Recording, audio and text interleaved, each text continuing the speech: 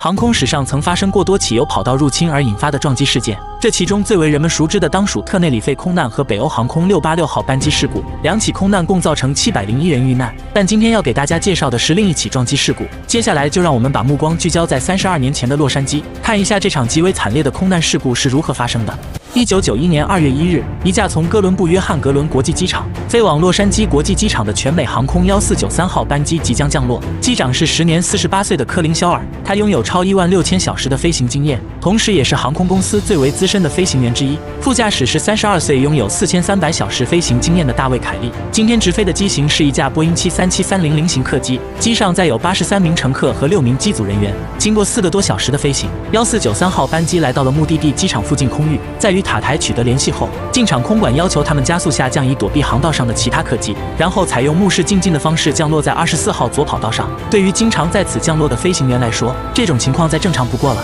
因为洛杉矶国际机场作为全美最繁忙的机场之一，4条跑道平均每50秒就会有一架飞机起降，密密麻麻的滑行道和跑道形成了几十个交汇点，从上面看上去宛如一个错综复杂的迷宫，令人眼花缭乱。所以说，如果想要避免安全事故的发生，那就必须严格遵守空管发出的每一条指令。今晚负责指挥24号左右2条跑道的空管名叫罗宾·瓦舍尔，此时正位于12层楼高的塔台之中，在这里他可以俯瞰整座机场内所有航班的动向。当地时间17点58分，1493号班机距离机场还有13公里，机长利用无线电向空管发出降落申请。US Air 1493 inside Roman。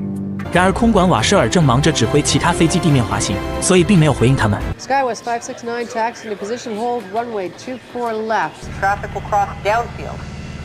Okay, 24 left, position and hold, Skywest 569。机组按照计划执行着陆程序，并继续等待着降落许可。当飞机距离机场还有6公里时，副驾驶已经做好了一切准备，看这架势好像下一秒就要降落似的。而旁边的老机长则语重心长地表示：“小伙子要沉住气，没得到许可咱可不能私自降落，万一出了事谁负责？”好在落地的前1分钟，他们终于收到了空管的回复。Thank you, US Air 1493. You're cleared to land. 24 left.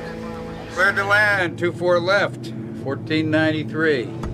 2名飞行员这才放下心来，如果不出意外的话，马上就可以平安落地。然而，就在副驾驶操控飞机触地一瞬间，意外发生了。1493号班机以200多公里的时速撞上一个不明物体，随即发生剧烈爆炸并引发大火。机长见状，立刻一脚刹车踩到底，但似乎没有什么效果。飞机高速冲出跑道，直到撞到附近一座废弃的建筑后才停了下来。塔台主管见状，第一时间拨打了救援电话，消防人员立刻驱车赶往失事地点。庆幸的是，此时机上绝大部分人员都还活着。不幸的是，他们的磨难才刚刚开始。撞击导致飞机2侧燃起熊熊大火，往常舒适的客舱转瞬就变成了火海般的炼狱。乘客们立即解开安全带开始逃生，因为晚1秒都有可能付出惨痛的代价。更加致命的是，有毒的浓烟正源源不断涌入机舱内，还没跳出舱外的乘客呼吸开始变得愈发困难。为了求生，他们只能冒险穿过大火往外逃生。衣服被点燃后，只能在地上不断翻滚，试图扑灭它。但此时地上全是泄露出来的燃油，无助的人们只能痛苦地嘶吼着。好在救援人员及时赶到，然而没过多久，消防员就有了一个惊人的发现。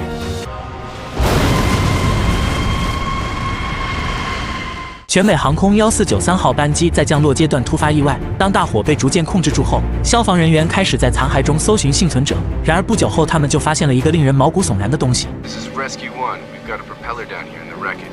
塔台得知这个消息后，立即开始寻找有没有失踪的飞机，结果发现一架隶属于天西航空的5569号班机不见了踪影。这是一架前往加利福尼亚州的小型螺旋桨飞机，机上载有10名乘客和2名机组人员，在巨大的冲击力下，12人全部当场死亡，机身则被挤压在波音737和废弃建筑物之间，就好比一辆小型轿车被夹扁在2辆王者大货车中间一样，现场非常惨烈。另一边的1493号班机情况也好不到哪去，虽然有66人逃出升天，但依旧有包括机长在内的20人遇难，他们大多都是飞机前端头等舱客户。那么后面的乘客为何能够及时逃脱呢？这主要是因为大火不是从中后段烧起来的，而是由于机头下方撞击小飞机后泄漏的燃料燃烧引起的。这起事故很快震惊了全美。美国国家运输安全委员会听闻消息后，立刻派出调查小组。刚到现场，他们就判定这就是一场标准的跑道入侵事件。通过初步勘测，调查员发现2架飞机是在24号左跑道交叉口发生的碰撞，也就是说，一架飞机正在等候起飞，另外一架飞机准备降落。那么为什么同一条跑道上会同时出现2架飞机呢？这不禁让调查员想起了发生在1977年3月27日的特内里费空难。事发当天，2架满载燃油和人员的波音747巨无霸客机在跑道上高速相撞，接触瞬间就发生了剧烈爆炸。这起航空史上最严重的灾难共造成583人遇难。1990年12月3日，底特律大都会机场，一架麦道 DC-9在跑道等待期间，一架波音727正以220公里的时速向他们狂奔而来。2架飞机接触瞬间，巨大的机翼犹如镰刀一般直接横穿了 DC-9的右侧机身。事故共造成了8人不幸遇难。调查员认为，从这些以往的事件当中总能发现纰漏之处，可能是现有系统不完善，飞行员违反操作指令，也有可能是空管员调度失误。那么这起事故发生的原因又是什么呢？调查员想要从飞机残骸入手，但是1493号班机降落时还有大约3.5吨的燃油，为了安全起见，只能等待消防员将燃油清除后才能进入现场。等待期间，调查员前往塔台取走了空管和机组之间的对话录音，他们想知道在降落之前3方之间的对话内容是否存在违规行为。聆听录音后，调查员得知天西航空5569号班机正确遵守了空管员的指令，进入24号左跑道，并且停在了45号交叉口等待起飞。1分钟后，他又让全美航空1493号班机也在24号左跑道降落。他们吃惊地发现2架飞机同时都得到了使用24号左跑道的许可。调查员对此大为不解，空管瓦舍尔又不是实习生，他怎么会犯下如此低级的错误呢？继续聆听录音，调查员发现天西航空5569号班机进入24号左跑道后，空管瓦舍尔又收到了天西航空5006号班机的请求，他们要从24号左跑道北侧滑行穿越到南侧。然而当空管想要联系他们时，那边却没有了声音，原来是机组改变了无线电频率，直到1分钟后双方才重新建立联系。值得注意的是，在此期间瓦舍尔分了心。调查员还发现全美航空1493号班机降落前，一架同样是天西航空的5072号班机突然冒了出来。Tower Wingswest 5072 is ready for takeoff. Wingswest 5072? 但是瓦舍尔眼前根本没有这架航班的进程单，也想不起来何时指挥过这架飞机。随后他只能向当班主管求助。也正因如此，当他同意全美航空1493号班机降落时，已经完全忘记了跑道上还停着一架准备起飞的5569号班机。也就是说，这个时间段他已经处于完全懵逼的状态。直到撞击发生后，他才顿时醒悟过来。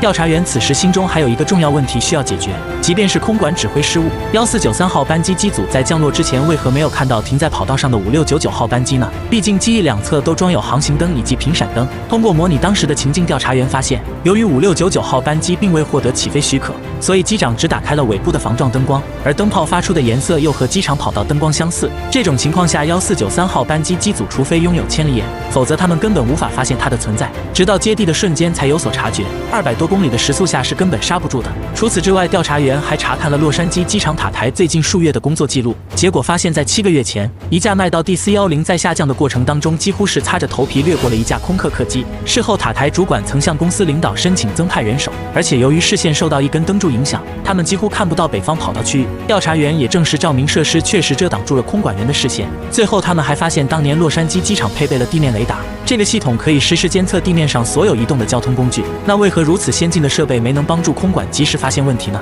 首先，这套设备以及系统是为机场量身定做的，随着使用年限的增加，内部元器件也会老化，久而久之故障率就会越来越高，有时甚至会持续数周。不幸的是，在事发当天，地面雷达恰巧出现了系统故障。通过和航空公司高层交谈，调查员还了解到，早在1987年，机场经理就已经在报告中告诉美国联邦航空管理局，应该以最高优先级来修复地面雷达，或者更换最新设备。航空管理局也是听劝，直接决定在1988年10月份更换新的设备以及系统。但是整套设备以及系统的开发陷入到了困境，因此直到1991年事发当天，机场方面也没见着新的地面雷达设备。至此，调查员终于弄清楚了空难发生的原因，空管指挥失误是造成这场撞击事故的主要原因，但机场方面也有着不可推卸的责任。事故发生后，瓦舍尔主动辞掉了空管员的工作，再也没有回到这个岗位。1991年10月21日 ，NTSB 发布了最终调查报告，要求机场方面立即采取措施完善地面雷达设备，塔台也必须尽快更新进程单管理制度。洛杉矶机场也启用了最新航管中心，